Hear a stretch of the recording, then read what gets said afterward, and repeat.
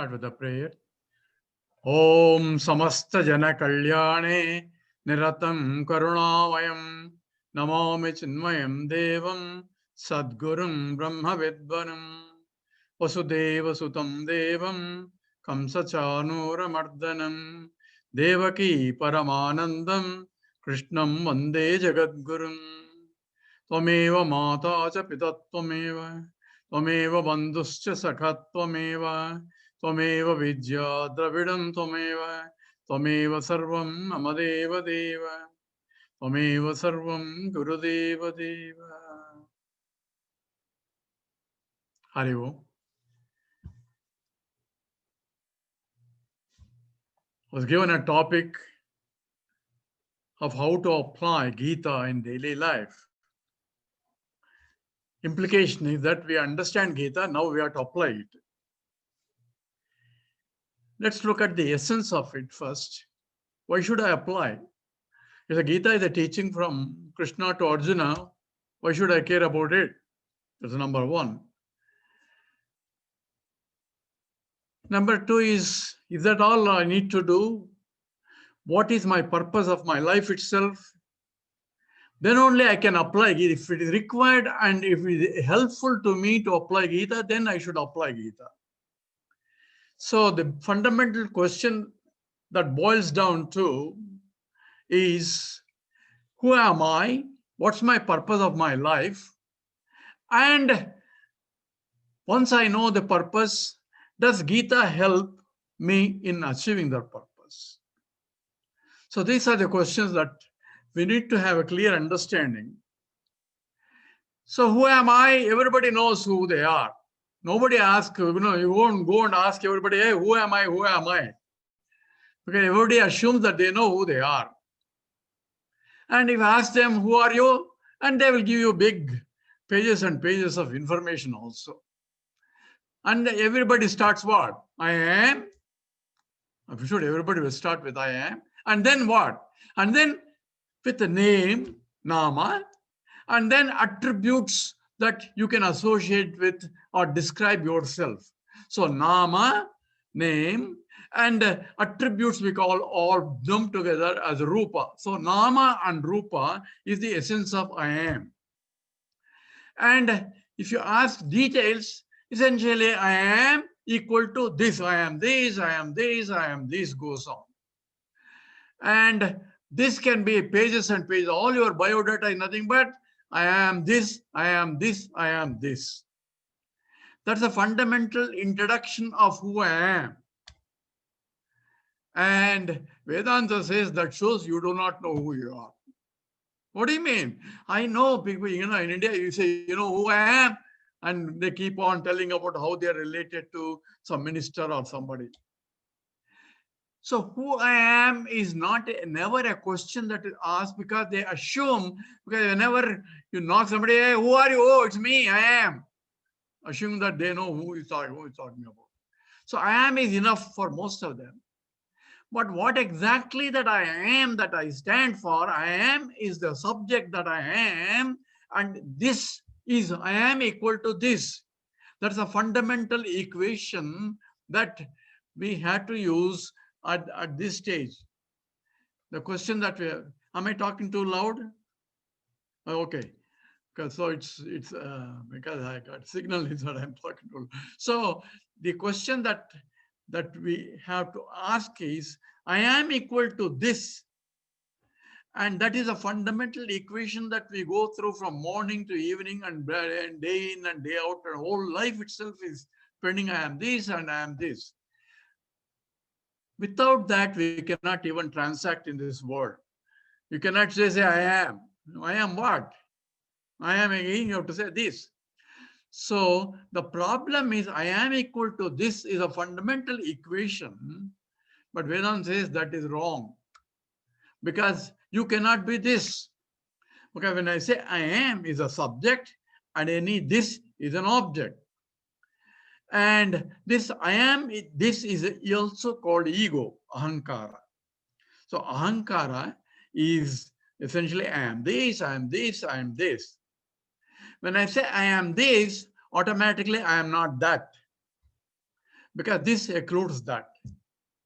So any this is limited by space-wise, time-wise, object-wise. This is called desha, kala, the vastu parichinnam. Desha, kala, vastu parichinnam is limited by space-wise, time-wise, object-wise. And I don't like it because I don't like limitations of this. That's why all my life is trying to get that also into this, because that is different from this. So whole life is struggling to find, to include that into this, that into this, that into this. Until what? Until there is no more that left for me to include, because I have everything, all that is included. That can be possible only if I include everything in the universe, because there's always that left. And if I can include all that, that becomes it's infinite, then only I can stop my pursuit in life. So what is the fundamental pursuit in life? Include all that into this. Right? That's a fundamental. And I struggle hard day in and day out. And some of this is not favorable to me. I don't like this. So my likes and dislikes start developing when I start including this, which I like, and I don't like, I exclude that. This becomes a called raga dveshas, likes and dislikes. I start accumulating. First thing in the morning, a cup of coffee, I like, Madras cup of coffee. And other things I don't like right now. And of course, once I have coffee, you think that's enough. No, I need some idli also. So it goes on and on and on and on. So every time I add this into mine, depending upon my likes and dislikes, propelled by what? How do I get those likes and dislikes? Vedanta says you have developed some inclination to like this and also some inclinations to not like that. Some like this, other people don't like that, what I like. So these likes and dislikes are propelled by intrinsically what they call impressions by in the actions in the past. And that's what is called vasanas. And you're all familiar with it. So I tend to, all my activities are governed by these vasanas. For what? To become, I am infinite. Ultimately, the problem is I want to become infinite by adding all this. So this I am, this is called ahankara, is ego. And this is mine is called mamakara. So ahankara, mamakara propel my life all the time, life after life also, because I want to ultimately reach infinite state. And I can never reach infinite by adding any finite things. And this becomes a fundamental problem. Now, unfortunately, I cannot but do it. There's no way, I have no other alternative than including this and this and that. This is what called, because that brings me happy. Whatever I like, I add, I'm going to be happy. And my happiness depends upon how much I have. And in the Taittiriya Upanishad, there is a happiness scale also.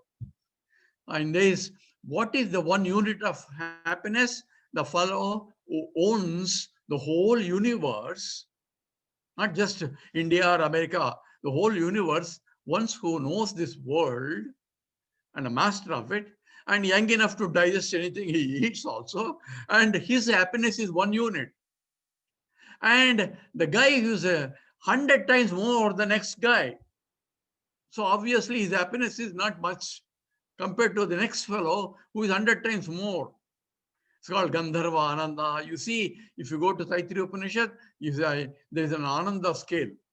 One fellow is 100 times more than the next guy. Until all the way you go to Prajapati, he's odd. He's 10 to the power of 26 times happier than the first fellow, the unit. And it's not infinite yet. You also want some more. So this will never happen because there's a fundamental problem in the pursuit itself. Why? Because I'm trying to solve a problem of desha, kala, vastu, parichinnam, limitations by space-wise, time-wise, object-wise, through a means which is limited by space-wise, time-wise, object-wise. So any pursuit in life is within the span of this, and I cannot become infinite by adding finite things. It's illogical, mathematically illogical. So how do I solve the problem? You cannot solve the problem. You can never solve the problem the way we are doing. So the pursuit of life is to solve the problem. What's the fundamental pursuit? To solve my limitations of this. Because I am this. And when Vedanta says you're trying to solve a problem, there is no problem to solve.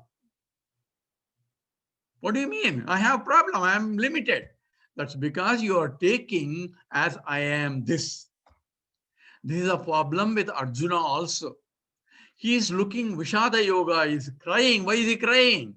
Because I am this, and that is Bhishma, and that is Guru, Acharya, and I'm going to kill him and something. And this is a space-wise limitation, time-wise limitation, and object-wise limitation. And he's crying and all that. Vishada Yoga is nothing but ragam and sokam, attachment and leading to sokam. And that becomes moham. So ragam, sokam, moham. These are the three ingredients that is causing this samsara. So what is the problem? Problem is to solve. I cannot but solve. And there is no other way I can do anything else. And Vedanta says the fundamental problem is you are taking what you are not as you are. That's why Krishna starts teaching. He says, asocyan anvasochatvam. You are crying where there is no reason for you to cry. Why? Because panditaha anusochanti. The pandits don't cry. Why? Because they understood who they are. So the purpose of life is to solve a problem. What is the problem? I cannot be desa kala vastu parichinnam. I cannot be limited by space-wise, time-wise, object-wise. And Vedanta says, you are already desa kala vastu aparichinnam. That means you are limitless space-wise, time-wise, object-wise. And even though you are limitless, you think you are limited and trying to solve a problem where there is no problem to solve, and that has become a problem of your life after life. So what is Geeta is telling me? Geeta is telling me you're already infinite. That is the essence of Geeta. What it says it is nothing but Sri Krishna Arjuna Samvade Yoga Shaste Brahma Vidya. It's a Brahma Vidya. So it is about the nature of Brahman. Brahman means infiniteness. The meaning of Brahman itself means it is infinite. Brahad Dhatu. So it is infinite nature. Infiniteness itself is its nature. And that infiniteness is, Scripture says, is of the nature of Satchit Anandam.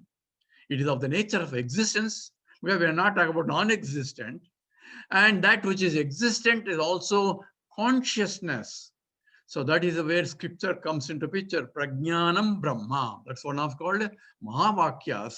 It's a statement by the Scripture that says consciousness is infinite. Oh, I don't see consciousness infinite. I am only conscious and the other fellow may be conscious. I don't know. I think he talks, therefore he must be consciousness. So we don't see consciousness infinite, but we see existence. Of course, everything exists. And third one is Ananda is also infinite. Anantameva Anandam. So this is you cannot have three infinities. Satyaka existence, consciousness existence, Ananda existence. Three infinities, each limits the other. It's a Purnam, Purnam. Everything is Purnam only. There is no double Purnam. So one is alone, is same as it's from the point of existence is called Sat. From the point of consciousness it is Chit. And the point of limitless it is called Ananda. Any limitations cause a problem. And Scripture is telling you that you are that Tattvamasi.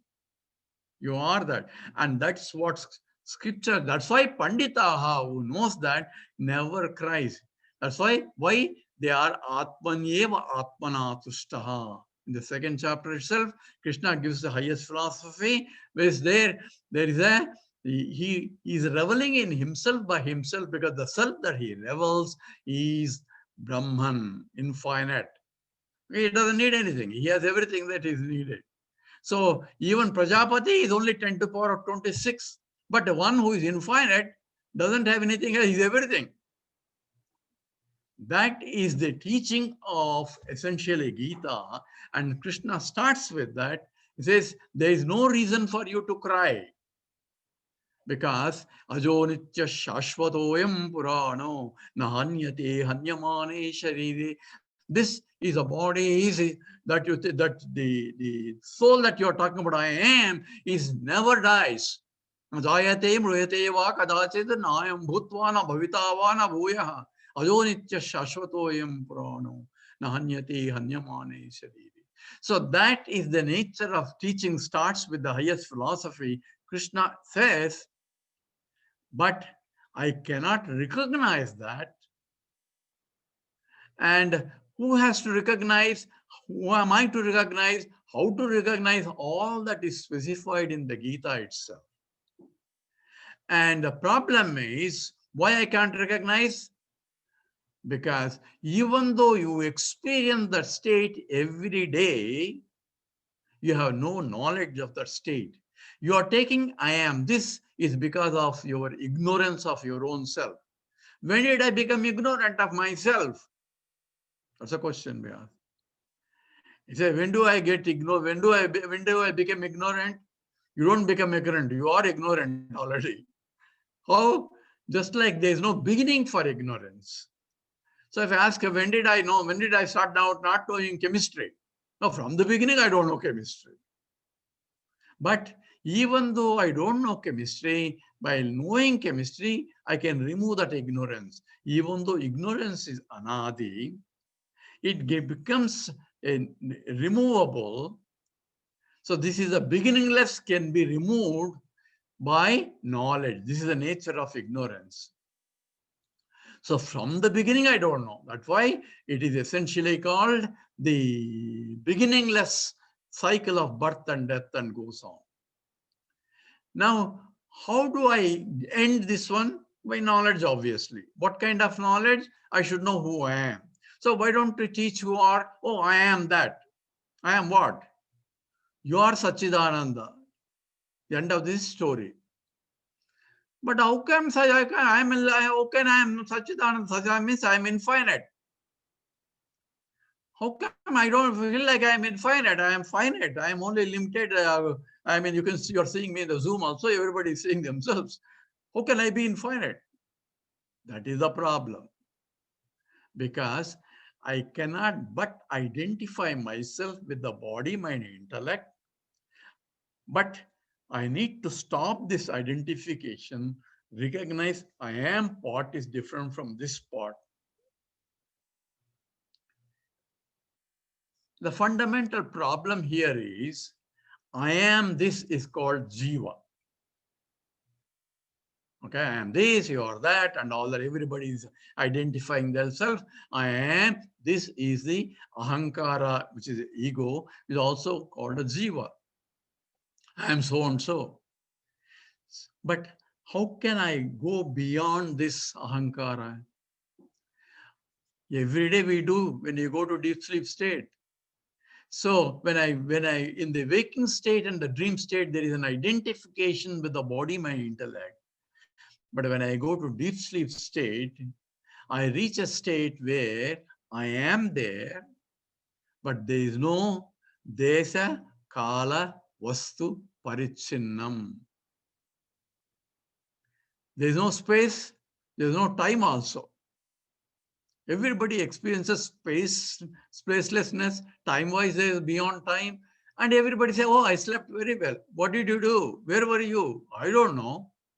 All I see is I don't know. That ignorance alone remains there. Ignorance of what? Ignorance of I don't know this, I don't know this. Even the chemistry professor doesn't know chemistry there in the deep sleep state. Because I don't know any this. Because any this comes in the world. and limited by space-time and objects. So I don't know this. So that means that any this is limited by space-wise, time-wise, object-wise. I am is there in the deep sleep state, Advaitic experience, yet I have no knowledge of it. I don't know who I am. I don't know where I am. All I know is I slept very well, I was happy, and I have no knowledge of anything at all. So now, in order to gain the knowledge, I need to be awake. But when I'm awake, my mind comes again with all the parichinnatvam, that is, desakala vastu praja. I am this, mind starts, you are this, and you are not that, and so on and so forth. You like this, you don't like that. The mind starts interfering immediately. As soon as I am awake now. So the whole Geeta start teaching how to control the mind properly. So now who is asking the question? The fellow who says, I am this, identifying by what? Using the mind. Now he has to use the same mind, because when the mind is folded, he is there happy, but he has no knowledge. So mind has to have the knowledge. So who is ignorant? I am not really ignorant. It is the mind that has an identification with I am this. But why does mind identify? Because mind get activated by the consciousness, and that's what is called jiva. Now, this has to be a little bit clear here. It says, Satchidananda is infinite. It doesn't need to realize, and there is no other than that. Now, vak gacchate manaha, there is no, Brahman doesn't need to realize. Only I am a jiva has to realize that I am Brahman. Follow? And therefore, who is a jiva? The one who identifies itself that I am this. Who is identifying? Only that identification occurs when the mind is there. So it's the mind problem. But mind is not by nature.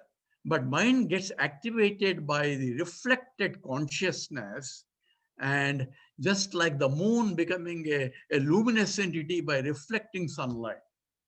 Suppose moon thinks I am a self-luminous entity in the sky, then that moon needs a science education. A luminosity, I am luminous entity. So I am part in that moon, that which is luminous. He has to say that is coming from sunlight. You follow? So moon, being a moon is in fact presiding of the mind. The moon has to recognize, going to a science class, that the luminosity that it exhibits comes from the sunlight. So when I say I am a luminous entity, the luminosity coming from there, the entity is coming from the moon. Same way, a mind has to go to study Vedanta. So scripture says, you go to teacher. Krishna also says, Tadviddi pranipatena pariprasnena sevaya. You go to a teacher and ask, don't ask about science, chemistry and all that. You go to a teacher, pariprasnena, by appropriate questions, and ask them with a humility, sevaya, because he doesn't have to, you're not paying him, you can't pay him also. So why should he teach unnecessarily? So he only teaches because of his obligation to his teacher, because he also went like that to his teacher and his teacher taught. So it's called Acharya Runam is there. Therefore, he teaches if you go. But you have to go and ask yourself, please teach me, then he will teach. So Krishna says you have to go to a teacher. Who is that? With the mind. Body sitting there, mind somewhere else, nothing will happen. So the mind has to get educated. How does it get education? By attending any lectures, anything. So that is required. Vedanta study is required. Because therefore, scripture says, Srotavyaha, says you have to listen. And Vedanta also says, don't try to come to me directly. You go to scripture, Tadviddi pranipatena pariprasnena. That's what Krishna is saying. Says, Tad vigyan artam sa gurum eva abhigachet samitpanihi sotriyam brahmanishtam. You go to a teacher Gurum eva abhigache. Go to a teacher alone. Don't come to me directly. You get confused. So, and what kind of teacher is also Sotriyam Brahmanishtam. So he also has gone to Sotriyam, his teacher, and learned. He learned this by his teacher, and his teacher learned from his teacher. All the way there's a Guru Parampara involved. And also he is a Sotriyam Brahman. He is also abiding in the scriptures. He knows that I am Brahman. So how am I going to know my teacher knows or not? How am I going to test this is a realized soul, the other one is a realized soul? How am I going to find out? You cannot. You cannot test anybody whether he's realized or not. So you assume that your teacher is realized, so that at least you have faith in the teaching. That comes into picture. Whether the teacher realized or not, he should be Sotriyam. At least he has learned at scripture so that he can teach properly what the scripture says. That's why Shankara says that Shraddha is that Shastrasya Guru Vakyasya Satya Buddhavadharana. Sa Shraddha. You have to have a teaching that where you are ready to listen to a teacher. Shastrasya Guru Vakyasya. Shastram and then teacher. No teacher says, I am the authority. Shastra says, this is what I learned from my teacher. So now, what is the problem? Problem is my mind has to be ready to accept the fact that Aham Brahmasmi. And it's not going to accept it because it has no, I am this, I am this, I am this. Whatever I do cannot be done. So mind has to be prepared. So the Krishna, the Arjuna also wants to go, hey, you are teaching me highest philosophy. I also want to go to Himalayas and do it. So Krishna says, it is good that you are God, but you cannot go. You have to fight this war. Because therefore, it says, you have to have, there are two kinds of people. One is those who are tuned to Karma Yoga and other tuned to Jnana Yoga. Well, I want to be tuned to Jnana Yoga. You will get tuned to Jnana Yoga only when you go through Karma Yoga. So Karma, Jnana Yoga, Yogyata Siddhartham, you need to do Karma Yoga. So how do I do Karma Yoga? That's the whole Gita starts with that.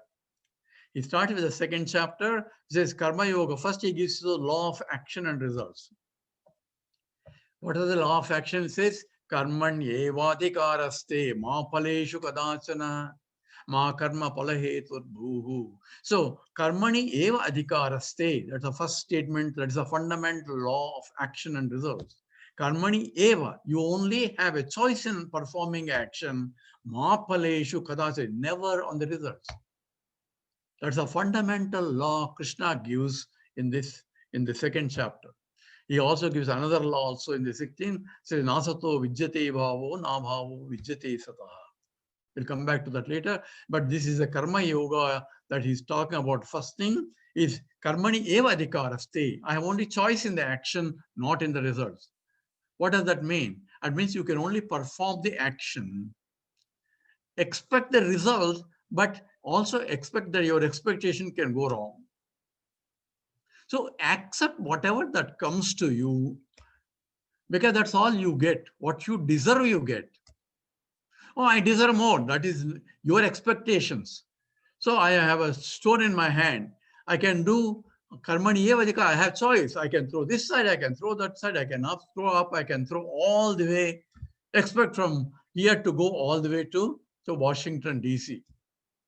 If I do that, then it is essentially, say something, okay, is it okay?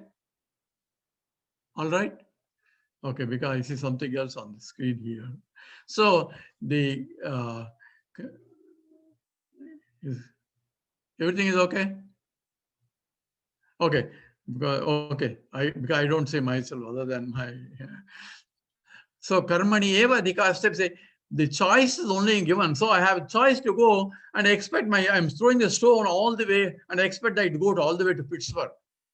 You will laugh at me, hey, because the result is not in the action. If I want the stone to go to, I need a proper racket or something else. So I had to do appropriate actions are given by, not by me, by gravitational forces, by frictional forces, and all forces beyond my control. So therefore, I can only act.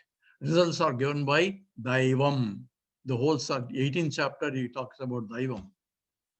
So the activities at the individual level, but also activities from the infinite Devatvam, things beyond my control also dictates. So my choice is only action. That's one point. The second point is, then how should I act properly? So every time I act, I get a tangible result immediately, but also I get an impression that lives in my mind as if I like the result, then there is a ragam. If I don't like the result, it gives dvesham. Raga dveshas are developed for every action. So how do I act without this raga dveshas? That becomes the second aspect of karma yoga. For that, you go to the whole third chapter starts with the karma yoga, which is yajñartam karma anyatra lokoyam karma bandhanaha. This is lokesmin dividanishta pura prokta mayanaka jnana yogena sankhyanam karma yogena yoginam. There are only two paths. One is karma yoga, one is jnana yoga. One is karma yoga, one is jnana yoga. What about bhakti yoga? Bhakti yoga is a bottom line for both of them. It's required for both karma yoga and jnana yoga. So what exactly is the yajñartam? For the sake of yajna, you perform the action, it says. So what is yajna? Yajna involves a cooperative action done with all the components involved in a self-sacrificing way for the benefit of totality, is what Gurudev explains what is yajna. So what is yajna means, I do my part, my best. You do your part, your best. Like that, they used to do yajnas at that time in olden days, where the milk fellow has to give milk, a construction fellow has to build the yajnashala. So everybody doing their part, their best for the success of the yajna, the totality for the benefit. That's what is called yajna.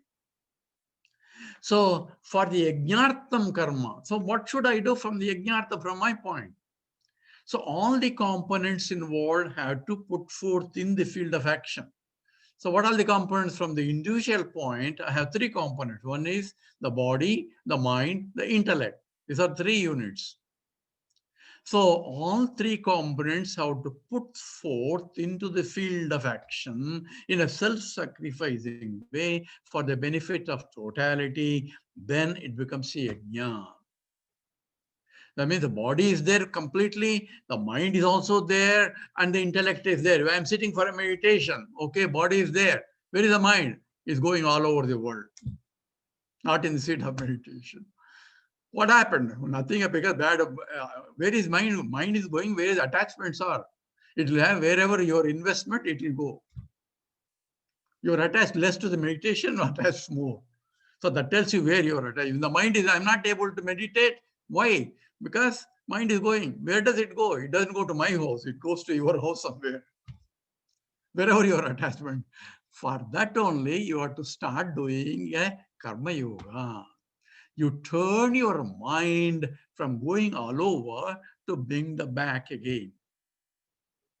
So therefore, yato yato nischarate manaschanchalamastheram tatastato niyam yaitatu. Whenever you found the mind has gone away, bring it back to the seat of your activities, whether it's a meditation or study. So any action that you perform with the body, mind, and intellect completely involved, that's the best that you can do. Action will be your best only when the body, mind, and intellect completely involved in the action. At that time, Lord himself is acting through you. You understand? So, yajnartam at the individual level becomes yoga karmasu kaushalam. A yogi becomes active, a dexterity in action becomes a natural for him because he is completely involved. So, you are Swamiji, you are also eating, I am also eating. You are also sitting and enjoying, I am also sitting and enjoying. What's the difference? Because when I sit, when I eat, I eat. When I do, I do. Because he's completely involved in the field action. You should see Gurudev, the way he folds the envelope, he puts the envelope, everything is methodical, and it was very amazing to watch. I learned more by watching him. Okay, in the class, I used to sleep most of the time. For people who are organizing the talks, they had to work hard, so they will be sleeping in the class. So the yajnartham implication automatically comes when you completely devote at the body, mind, intellect level, or the individual level. Apply at the family level. The husband and the wife and the children all acting together in a cooperative way in the self-sacrificing mode for the benefit of totality, that's the family, then family will prosper. Husband wants something else and wife wants something else and children are running all over, and no, there is no yajnartham there. That's one aspect. And they say, is okay? Things are changing on my this screen for some reason. So the yajnartham involves, therefore, a cooperative action from all the points, from everything. So from the point of family, from the point of nation also, every component involved for the benefit of the totality and for the sake of the totality self-sacrificing way, then the nation will prosper. Now you see why India is not prospering. Everybody wants to pull their things. We have our own reservation, their reservation, and all that. So yajnartham is given by Krishna, otherwise lokoyam karma bandhana, bonds. Yajna also means Lord. In the Vishnu Sahasranama, Yajna is also one of the names of Yajna is also Vishnu. So yajnartham means for the sake of the Lord you perform the action. So that's why Krishna says, Yat karoshi yad ashnasi, yad juhoshi dadasi yat tapasyasi kaunteya, tat kurushva madarpanam. After patram, pushpam, palam, toyam, yumi, bhakcha, praise. You offer me anything. At least you don't have to, at least whatever you do, offer it to me. But of course, I will take only if it is dharmic action. You have to be careful. Krishna will not take a dharmic action. Because wherever dharma is, that's where he is there. So if you have to offer him, you have to go to him. And you go to him, he is where dharma is. So you have to do all dharmic actions. And whatever you do, you offer it to him. So how do I offer? That becomes a karma yoga also. So karma yoga involves doing every part the best that you can and offer it to the Lord. And how do I offer it to the Lord? So offer is, I had to recognize first his presence. So in every action, so whenever I go to temple, I said, so what do? I take some fruits outside from which I bought from the shop and take it there. And Pujari offers it and then gives back those fruits. Now, there are no more fruits from that I bought from the shop. They becomes prasadam. Right? We all know that. So whatever the priest gives it back, that is coming from the Lord, becomes a prasadam. Prasadam means what? Prasadam means I accept it with a reverential attitude because it's coming from him. That is the attitude.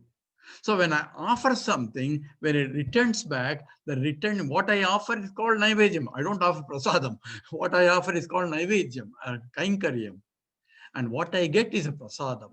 And prasadam has to be accepted without reaction. I don't know this prasadam, I don't like it. Whether I like it or not, I know if something is offered, I take it, whether it's a sweet or not, whether it's a sour or not, whether it's even a vibhuti also, I take it if it's a prasadam. That reverential, because it's coming from the Lord, not from the priest. That attitude in accepting whatever comes from the Lord comes also with the karma yoga. Karma yoga is what? Yat karoshi, yat ashnasi, whatever you eat, whatever you do, offer it to him. Then it becomes prasadam. It becomes the whatever that result that comes from him becomes a prasadam, reverential attitude. So therefore, whenever I perform an action, result will come later to the action. I can only act in the present. That's why karmani eva adhikarasthi. I can only act in the present. And the results always come in the future. And I have no control on the future. Therefore, I can have only control in the activities that I do. That's the number one. That's what the Karma Yoga also accept. And the results come from him. Therefore, I accept it with the reverential attitude. So result is not what I expected. So I have a ball. I want to put it in the basketball. So I throw the ball. It didn't go into the basket. It went to the left side.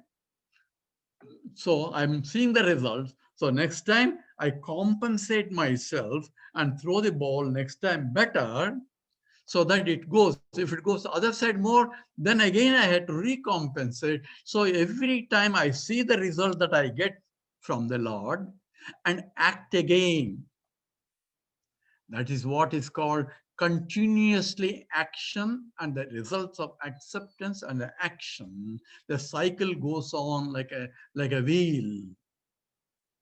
You follow now? So this is what the Karma Yoga starts in the third chapter. So how long I had to do this Karma Yoga? Until when I can sit in the class and listen to the scriptures attentively and appreciate. And most our problem is when we are sitting and listening to the talks, it's so beautiful. Oh, Sadaji talked so nicely, very good, understood. What happens after that? I said back to the same thing after I go. After this class is over, everybody same thing. So what happened? In the class, it's so good, and outside. Outside means what? What happened? Because my mind is not able to appreciate that knowledge all the time. Why? Because it's still attachments. This is everyone's problem. It's only not some special people. It's everybody has this problem. So what do? Continue your Karma Yoga. Now, since you are able to listen, because a lot of people won't listen. Oh, I cannot understand this. Even if you bring him back to the class, they will run away immediately. This is not for it. It is for old people only. Why? His mind is not tuned to it. And we don't have Nachiketas here. Nachiketa is a Uttam Adhikari, where the teaching itself is sufficient for him. But my mind is still not able to appreciate that and abide in the knowledge. So one is understanding, another is called abiding. It's called Jnana Vijnanam. That's why there is a 7th chapter talks about Jnana Vijnana Yoga. So how long I had to do this Karma Yoga? Until my mind is purified. How do I know that mind is purified enough? This is a litmus test for yourself, not for testing other people. What is litmus test? Krishna gave in 2nd chapter. So who is a Sita Prajna? Pradahati yada kaman sarvan parthamanogatan atmani eva atmana tushtaha.